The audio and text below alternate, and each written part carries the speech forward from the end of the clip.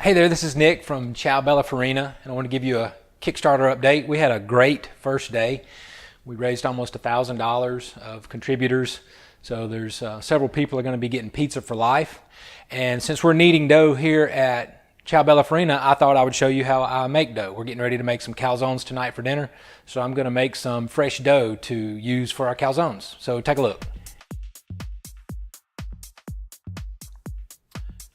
Dough for pizza is actually very simple. There's only 5 ingredients in it. There's flour, water, yeast, salt, and oil.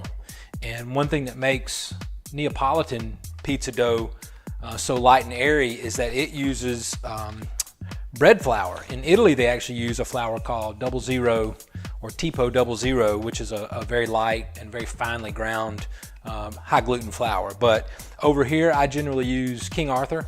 But just about any bread flour will work. So I'm going to make dough for 4 350 gram dough balls, and that's about the size of a dough ball that makes about a 12-inch pizza. So to make 4 of those, we use baker's percentages, which means everything is a percentage of the flour. So first thing we're going to do is weigh out our flour, and for 4 dough balls that are 350 grams each, we're going to use 833 grams of flour.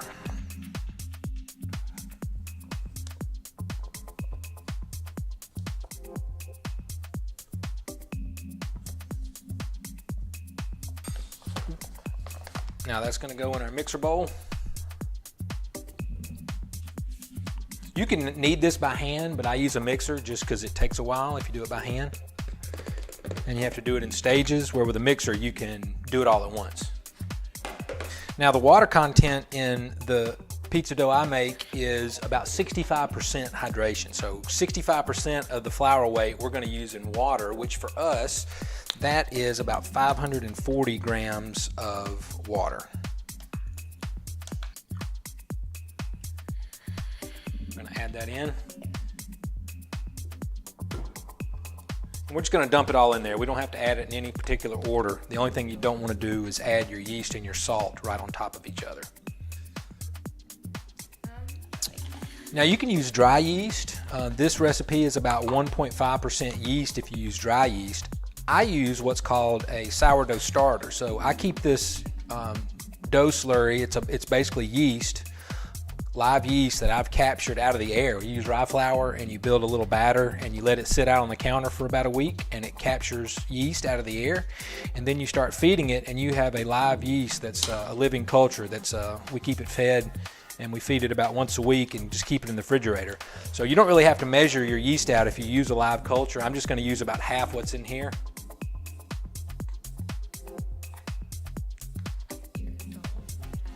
So I don't really have to even measure it. I just know that it's got yeast in it and it's going to work good. Now, salt is important. I'm going to go ahead and start the mixer. Actually, I'm going to wait to start the mixer so you can hear me. Salt's very important to dough. First for flavor, but it also gives you the stretchiness and the pliability. So if you put too much salt, it'll of course be too salty. But another thing that can happen is it will be too elastic, and you won't be able to stretch it out and open up your dough to make a dough ball or to make a pizza ball. So we're going to do about 10 grams of salt.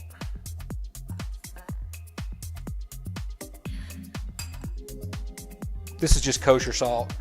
I don't use iodized salt for pizza, so usually either use sea salt or kosher salt. All right. And then very important for flavor and for the right texture in your dough is olive oil.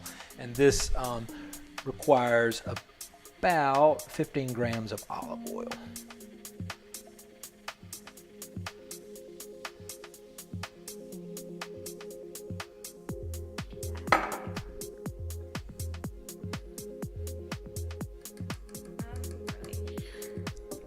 Now, all that goes into the mixer.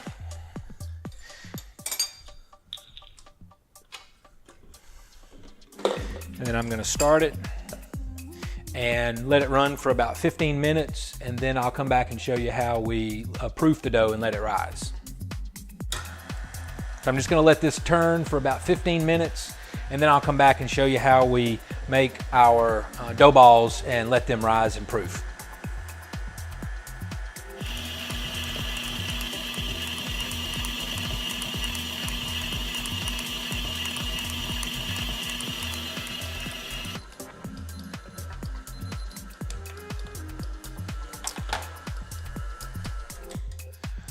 All right, our dough has been kneading in the mixer for about 15 minutes. You'll notice this is a very wet, shaggy dough, so it will stick to you. 65% hydration is a very high moisture content for pizza dough. That's the way I like to make pizza, because we use a lot of flour when we're preparing each pizza skin to keep it from sticking, and then that adds some flour back into the mix. But this is quite a sticky, wet pizza dough. So what we're going to do now is we're going to proof this dough. And since I want pizza tonight, I'm going to do it fairly quickly. So what we're going to do is pop it in the oven. We're not going to turn the oven on. We're just going to turn the oven light on, and that'll get the oven to about 105, 106 degrees. And we're going to put it in a big bowl that we've put some olive oil in. And then I take a flour sack style towel and wet it and then cover it up, and that will keep it from drying out on top while it proofs in the oven. We're going to proof it with the sourdough culture starter that I use. We're going to proof this for about 4 or 5 hours in that warm oven, moist oven, and it should be well proofed by dinner this evening, by the time it's time to make calzones. So anyway, I'm going to dig this out real quick. I'm going to put some olive oil in the bowl to keep it from sticking too much. It's going to stick, but this will help keep it from sticking too much. Then I'm going to dig this dough out. Actually, I'm going to add a little flour for a little assistance here, even getting it out so it doesn't stick to everything.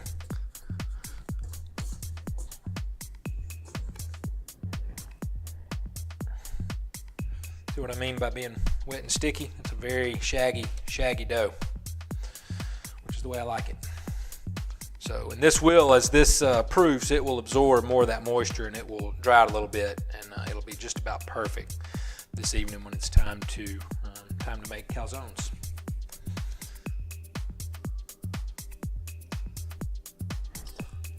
We're going to cover it up and pop it in the oven. All right, take care. Thanks for checking this out. And please, if you haven't contributed to our Kickstarter, please do. We're Ciao Bella Farina, and we are raising money to build a wood-fired pizza oven trailer in Mobile, Alabama. Thanks.